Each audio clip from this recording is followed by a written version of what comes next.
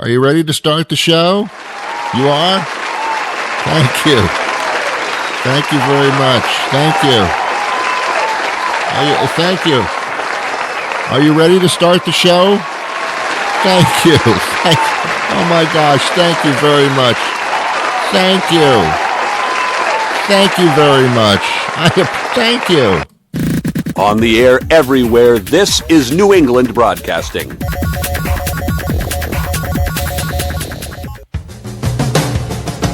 Good morning, good afternoon, good evening, good night.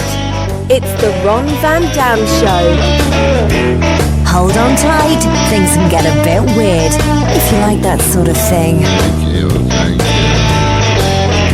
Welcome to the program. Oh, you were so kind at the beginning, and then you're so nasty. You just stopped applauding. What's that about? Oh, my goodness. Hey, welcome to the show. It's the Ron Van Dam Show. Guess which one I am? Ooh. I saw kids yesterday. Yeah, I saw them. They actually still exist. Yep, I was driving my car, which I tend to do. It's easier than pushing it. And the school bus somehow magically appeared in front of me. I don't know how that happened.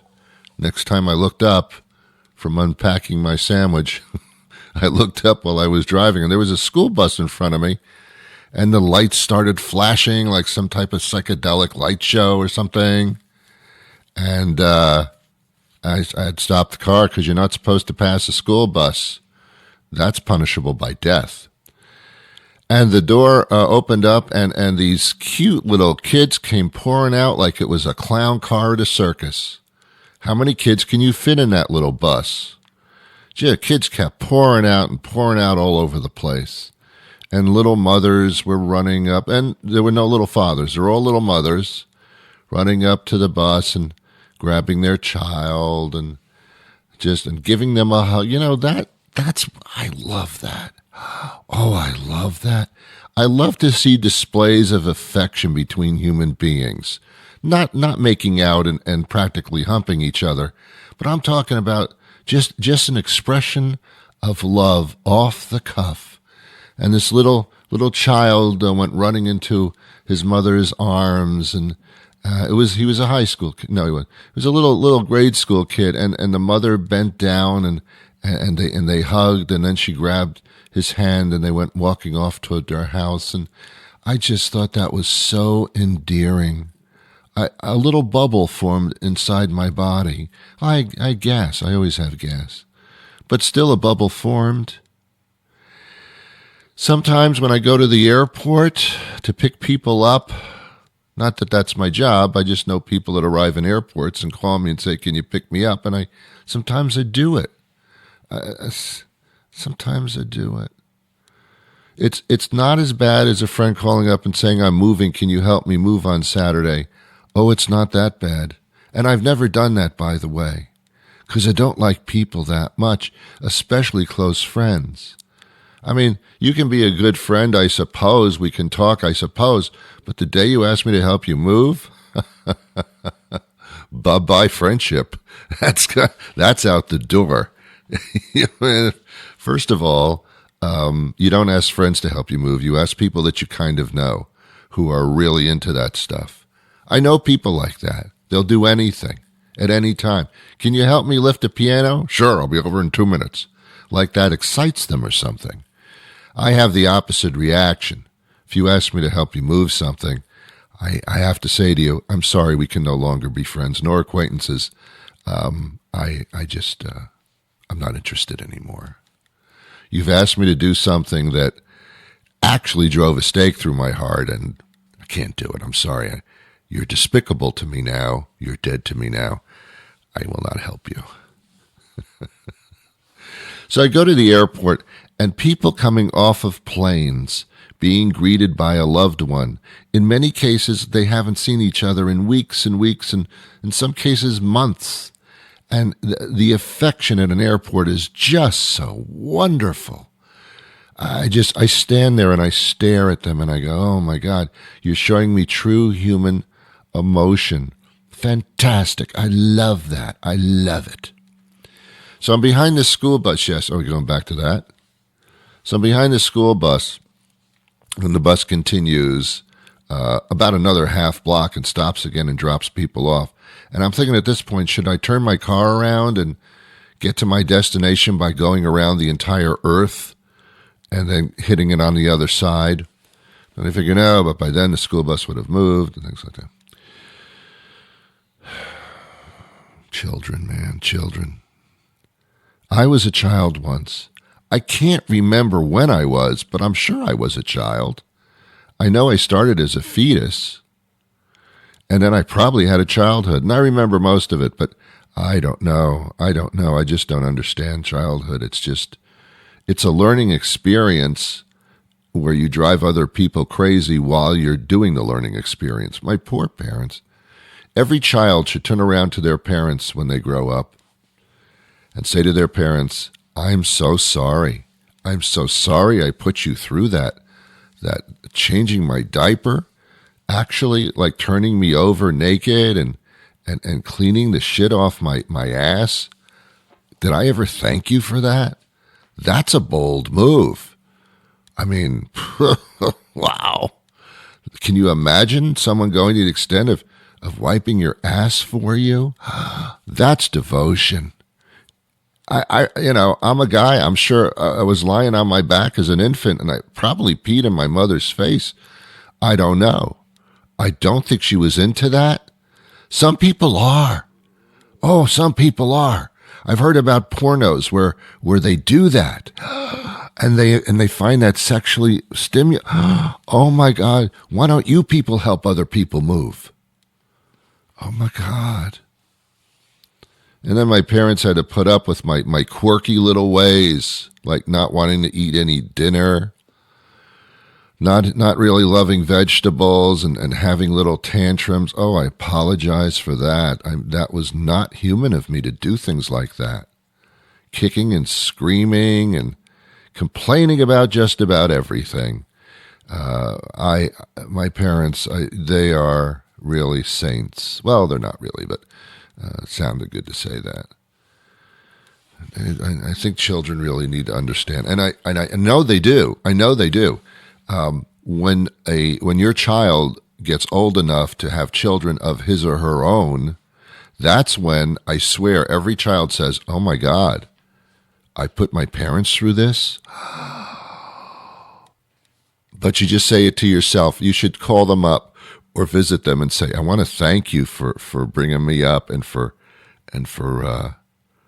tolerating my growing period and all my inconsistencies and I probably said horrible things to you. I so much apologize for that. I'm not like that. I'm really not like that. I'm really a lovable person. But I'm sure in my childhood, you saw things you didn't want to see. I apologize."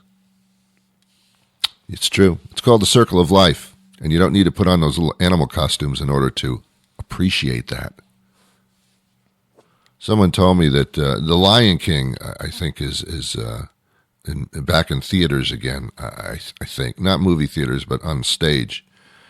And apparently they don't dress up in the costumes at all. They just hold animal masks in front of their face. And I'm thinking, that's pretty cheap production. I mean, that sounds like a grade school production. That doesn't make sense. I saw the Broadway show Cats long time ago when it had been, a fresh Broadway theater thing.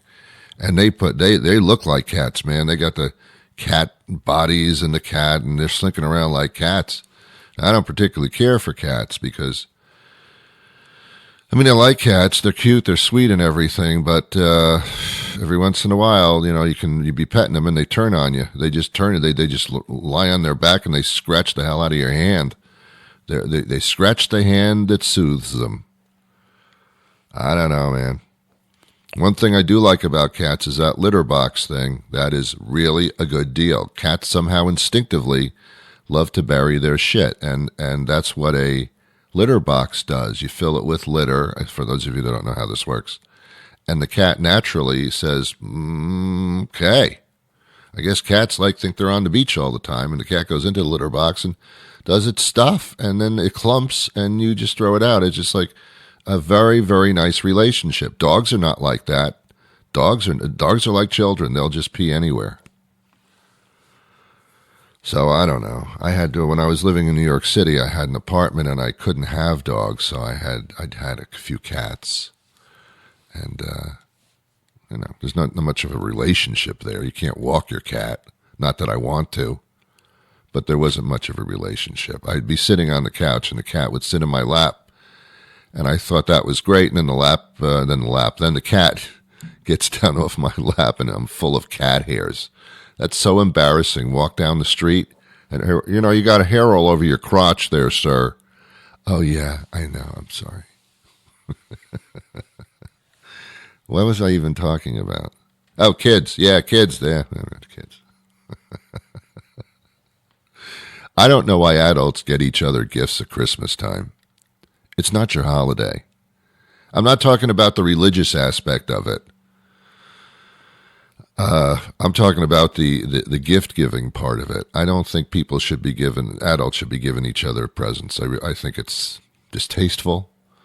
I think it's manipulative, to say the least.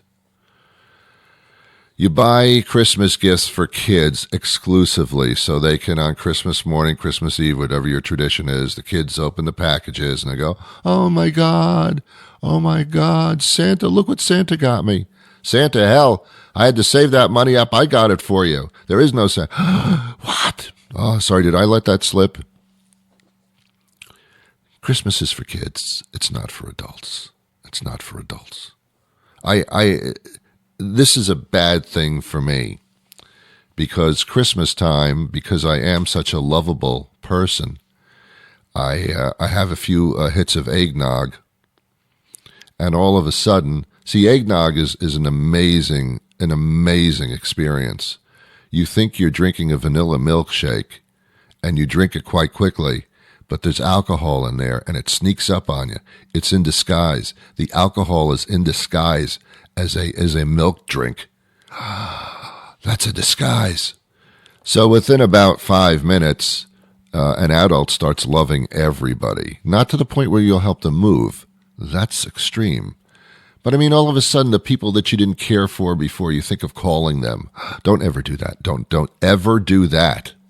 Then you're ruining your whole bit. Don't do that. But you feel close to everybody. Even your boss at work, who is the biggest asshole you've ever met, second to Trump. Even that person, you say, I really love my boss. What are you, crazy? What are you, crazy? You complain? What are you, crazy? Yeah, that's what alcohol does. It makes you love people a little bit more than you could possibly love them otherwise. In France, they actually get their kids drunk.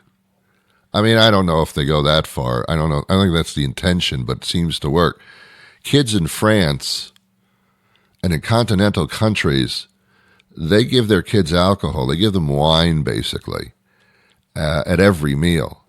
And I don't know if it's a good idea because those kids' brains are still developing, and I don't know if that's a good idea. But it sure works. I mean, if your kid was thinking of having a tantrum, that ain't going to happen now.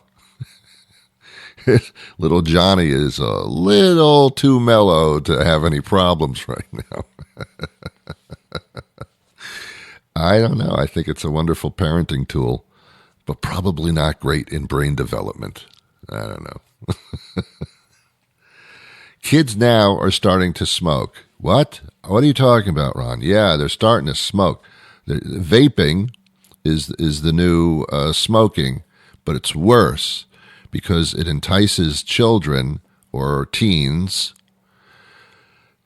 to inhale smoke into their lungs, and there's nicotine involved, so it's just as bad. The FDA or the CDC or the IBM, the EKG, I don't know what the thing is. They have definitively announced that vaping is more harmful than cigarette smoking. Yeah. Yeah, they say that if you do one cartridge of vaping, you have to put cartridges in this little contraption. Yeah, you do one cartridge of that. It's the equivalent of a carton of cigarettes. All right. Anyway, I don't know if it's a pack. I guess it's a pack of cigarettes. I don't know if it's a whole carton. I'm not sure. I have to look that up. I really don't care. I'm not a news organization here. You have your own little computer. Otherwise, you wouldn't even be listening to me. Google it yourself. One vaping cartridge is the equivalent of either an entire pack of cigarettes or an entire carton of cigarettes. I don't know which it is. Either way, that's horrible. That's horrible. And there's nicotine in it, so your kid's going to get hooked. And it comes in various flavors. That's definitely going to be in it. When I was smoking cigarettes when I was younger, and I didn't do it for long, right? I always said, boy, I wish they made these in flavors.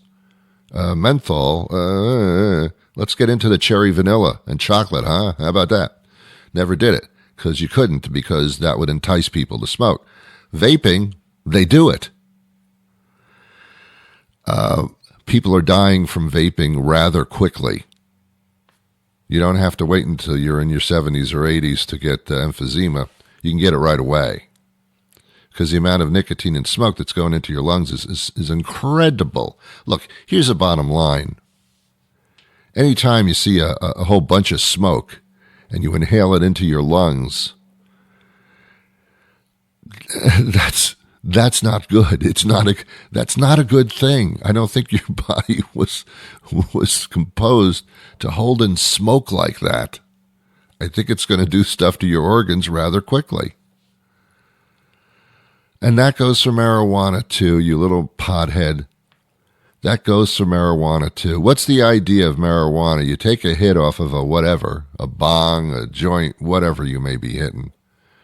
And what's the object? Hold it down in your lungs as long as you possibly can, and then exhale before you pass out.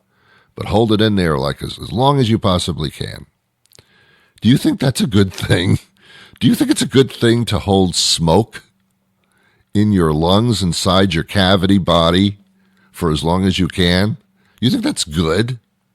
Well, that's what smoking pot is. I mean, I don't know. I don't know the whole deal. It's all very, very confusing to me. I told you this before. My trust in everything is non-existent. It was when I was a child. It's non-existent as an adult. I truly believe that smoking, if it doesn't kill you now, will kill you later. Vaping apparently kills you now. Why wait? Cell phones, signals being bombarded to this little device that you carry on your person and you put it up to the temple of your head.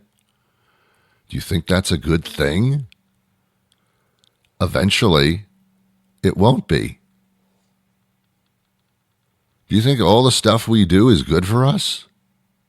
All the pollution? I don't know. I don't think we process these things very well. And ever since the cigarette thing, that's when I said I don't trust anybody anymore. I don't. The government used to hand out cigarettes to soldiers because it calmed them down in combat. The government handed them out. Now they say it's poison. Well, it's a little turn of attitude, isn't it? Who would think that talcum powder could be lethal?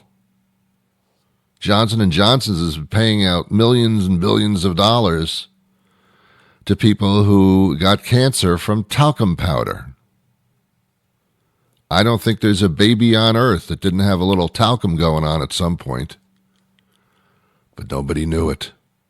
They say the people at Johnson & Johnson's knew that was a bad thing for a long time, but said nothing because that would interrupt the sales of talcum powder, and that cannot be.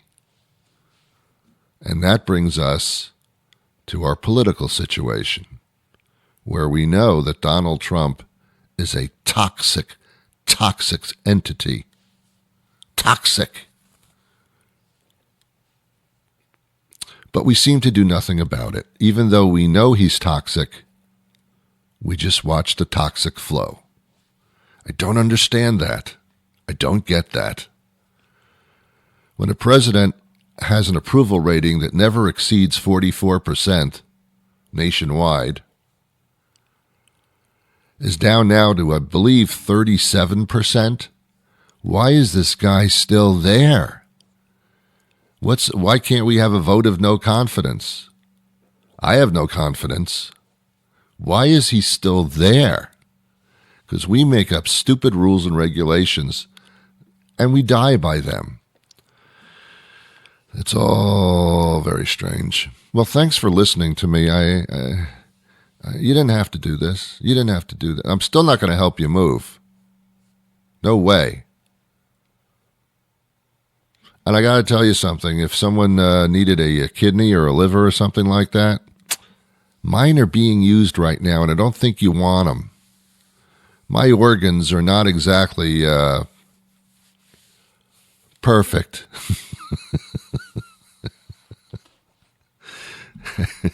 There was a Seinfeld episode where Jerry had an injury and he needed a blood transfusion, and he found out that, and then he wakes up in the hospital room and finds out that the blood transfusion came from Kramer, and he freaked out. That's the way I feel. I don't want your blood in me. Now, if it's a life and death situation, I suppose I'll take it, but then do I take on your persona as well? Will I eventually start helping you move? Oh, no, we can't have that. We can't have that. Hi, this is Bob Robinson from Bob's Handy Around the House. I'm a local handyman. I've been in business for the last 50 years on my own, doing light repair work in our area. Whatever you need done. Carpentry, painting, floors, tiling, yard work. I can do it all for you. I'll come to your home and do the work for a very reasonable fee. Naked. I should probably mention that I will be naked while I do this work. Buck naked, not a stitch on me, waving in the wind, in my birthday suit, showing what God gave me, naked as a jaybird. I'll be naked the whole time. I show up naked, I do the work naked, you pay me while I'm naked.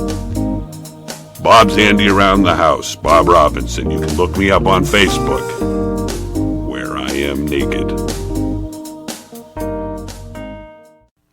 Let's say hello to Linda DeCarlo and Dr. Jose Arce. Good morning to both of you. Morning, Ron. Morning, Ron. How are you? Great. Thank you very, very much. We're talking about dog bites, and who better to talk about this with than the Postal Service runs into this problem every day all over the place. Linda DeCarlo is with the U.S. Postal Service. This is a rampant problem. It always has been, even in cartoons. That's absolutely right, Ron. One of the things that the Postal Service hears a lot is, don't worry, my dog won't bite. Yeah. But given the right circumstances, any dog can bite. No question about it. I have two dogs, and they are leashed at all times if they hit the outdoors at all. But so many people in my neighborhood don't do that. They let them run around their property. Inevitably, they run off. And I guess when you get into rural areas, it's like leashes. I don't even know what those things are. And it infuriates me because it's so irresponsible. And yeah, I mean, postal employees go onto people's properties in order to do their job, and I can't imagine what they go through. It is amazing, Ron. Last year alone, we had 5,700 letter carriers who were attacked by dogs. And there's really some simple tips that a homeowner and a responsible pet owner can take in order to help protect the letter carriers that are coming to their doors. The first is when you see the letter carrier coming up to your door, put the dog in another room, lock the door, shut the door before you come to the front door. Mm-hmm. You know, one of the things that I think customers don't realize is that if a letter carrier feels threatened, they will ask the customer to have to come to the post office to pick up their mail. Good. And if the dog's running loose on the streets, they could impact the delivery for their entire neighborhood. Absolutely. There's no question about it. There are laws against this. I don't know what they are in every state, but in Massachusetts, for example, where our studio is, there are very strict leash laws, but it's like people don't even seem to honor them because they all say what you've just said, Linda, is that my dog doesn't bite. Yeah, in Massachusetts alone, we had 126 of those dog bites take place. Where does that rank? Where does that rank, Linda, as far as the rest of the country is concerned? Massachusetts is actually probably within the top 5 as a whole state. Rhode Island is probably one of the better of the Northeast region. Okay, but I would say Massachusetts is probably about halfway through. All right. Well, that's not great. Doctor was with the American Veterinary Medical Association, Dr. Jose. A serious problem? I mean, what can result from dog bites? Obviously, it's not a great thing anyway, but how serious is this? Well, the figures show there's about 4.5 million dog bites a year in the United States, and they range for very minor bites to major bites. And what we emphasize is part of what you say, speaking about using a leash, is responsible pet ownership. And that's the key. Prevention of dog bites starts at the owner, starts with puppy training, starts with selecting the right breed or the right type of dog according to your lifestyle, your life environment, the size of where you live. And those are things that we emphasize so we can prevent dog bites. Yeah. It falls under the category of human emotion. It's like if you have a little child and your kid goes to school and they get in trouble and they get into a fight, the parent always says, my kid didn't start that. My kid doesn't fight. My kid was never the aggressor. And it's the same with the dogs. My dog never bites. My dog is, they're just playing and it's fine. It's just... Correctly. And we hear this on a daily basis. As veterinarians, we hear, this dog has never bitten. And for me, that's kind of like a key to be aware it's going to bite me. And basically, any dog can potentially bite. We know there's over 70 million good dogs out there, but potentially any dog will bite. And they don't bite because they're born aggressive. They bite because they're reacting to something that happened to them, because they're fearful, because you're invading their space, or because they're sick. They might have a medical condition and feel bad, and they'll snap at you. Linda, how is this handled legally? If a postal employee or letter carrier is bitten, is this handled through the post office, or is that a personal attack? Well, it's actually handled at 2 different levels for our employees. The first one is that we obviously provide workers' compensation benefits to anybody who's injured as a result of a dog attack.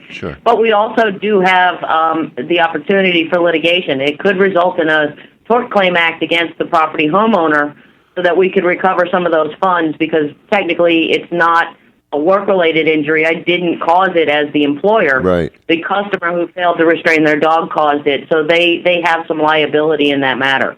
Right. And I know that we've been readily involved with some of the insurance agencies as well, and I believe that they find this to be a large issue as well for homeowners insurance and the like. Well, it absolutely is.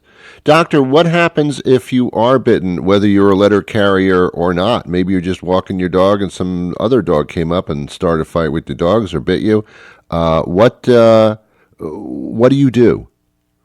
The first thing that the dog owner needs to remove the dog from the area, and then look at the victim, take a look at the wounds. If it's something that warrants going to the hospital, we recommend that they go. Many times it just requires antibiotics. Some other, obviously, more severe wounds need to be attended, by stitches or whatever it requires. As far as the dog and the owner, the first thing that we want to look at is the rabies status of that dog, whether it's up to date on rabies. If it is, it makes everything very easy, and that changes according to the state. Some or the county or the parish. Some states require rabies vaccination every year. Areas where there's rabies, like I live in Puerto Rico, and unfortunately because of mongoose, we have rabies in Puerto Rico, and we require rabies vaccination on a yearly basis. Other states might only require every 3 years. So that's very important. The rabies status will determine how the whole protocol is followed. Then after that is the extent of the injuries will determine what to follow. But clean your hands or wherever you get bitten with soap and water first, and then I would visit a physician just to make sure everything's okay. Yeah, this can all be avoided if humans just aren't so cocky about their pets. Okay, interesting. We could go on, but I think we're a little bit out of time here. How do we get more information? Right now, Ron, we have a lot of information posted on the AVMA website, and that's www.avma.org. Excellent. Thank you both for your time this morning and for bringing it to our attention again, because it needs to be talked about and resolved. Thank you so much. Thank you, Ron, for having us. Thank you, Ron. Take care. Hey, you've been great. I don't know how you do it. I just don't know how you do it. You've been wonderful. You've been wonderful. I wish that I could return the favor somehow, but I can't, so I won't, and I think that's okay. And I'm not going to help you move. Hey, thanks a lot. You've been wonderful. Thank you, everybody. Oh, yeah. Oh, thank you. Thank you very much. Thank you. Thank you. Thank you very much. Thank you. Thank you very much. Thank you. Thank you very much. Oh, my God.